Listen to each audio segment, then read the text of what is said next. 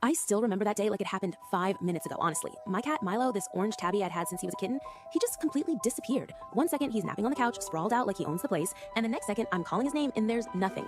Absolutely nothing but silence echoing through an empty house. I checked every corner, looked under the bed, in the closets, everywhere a cat could possibly hide, but Milo was just gone. So I did everything you're supposed to do when your pet goes missing, right? I posted on Facebook, I called every animal shelter within 50 miles of my house. I even drove around the neighborhood at like 1 in the morning, calling his name out the window like I completely lost my mind. And honestly, I probably had. My family thought I was crazy, my friends thought I was obsessed, but Milo wasn't just a pet. He was my best friend, my daily companion, my entire routine. And then after 3 months of searching, of hoping, of checking the animal shelters again and again, I had to accept what I didn't want to face. Milo was gone. For 3 entire years, I lived with this empty feeling in my chest, this guilt, this what if that never stopped nagging at me. But then, one random Tuesday morning in March, I'll never forget this. I'm sitting at my kitchen table, drinking my coffee, scrolling through my phone, still half asleep, when I hear a knock at the door. Not the regular aggressive Amazon package delivery guy knock, and not the loud annoying solicitor knock. This was different. This was gentle, kind of hesitant, like whoever was on the other side wasn't sure they should even be there. I open the door, and standing right in front of me is this woman I've literally never seen in my entire life, and she's holding something wrapped carefully in a blanket.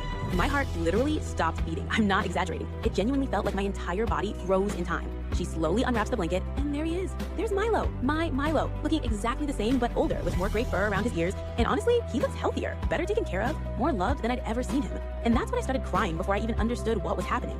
I'm literally standing there in my doorway, completely stunned, not even knowing what to say, what to think, what to feel, and this woman just starts telling me this incredible story. She tells me that 3 years ago, Milo wandered into her backyard, and she found him there, cold and confused, and instead of posting about him or trying to find his owner, she just kept him. Not out of malice, not because she wanted to steal someone's pet, but because she was lonely. She was living alone, dealing with depression and isolation, and Milo filled this void in her life that she didn't even know existed. He became her reason to get up in the morning, her companion, her therapy, everything.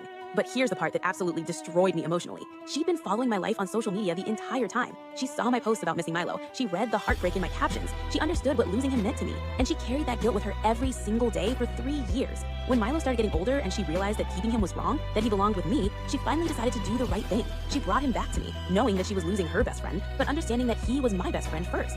We both stood there on my doorstep and we cried, like genuinely cried. Not angry tears, but happy tears. Tears of relief and gratitude and closure. Because Milo got to live an extra 3 years being absolutely loved and cared for. And I got my best friend back, and she got to make peace with something that had been eating her up inside. Sometimes miracles don't show up the way you expect them to. They just take their time. They show up when you least expect it, and they arrive with a stranger at your door holding something precious in a blanket. Milo's 11 years old now, completely gray, and he still sleeps on that same couch like he never left. And every single day, I appreciate him more than I did before he disappeared, because I know how quickly things can change, how fragile life is, and how grateful I should be for the people, or in this case, the cats that I love. I never ever take a single moment with him for granted anymore. And honestly, that woman who kept him, we stay in touch now. We text occasionally, and I send her pictures of Milo. She changed my life, and she changed hers, and we're all better because of what happened on that random Tuesday morning.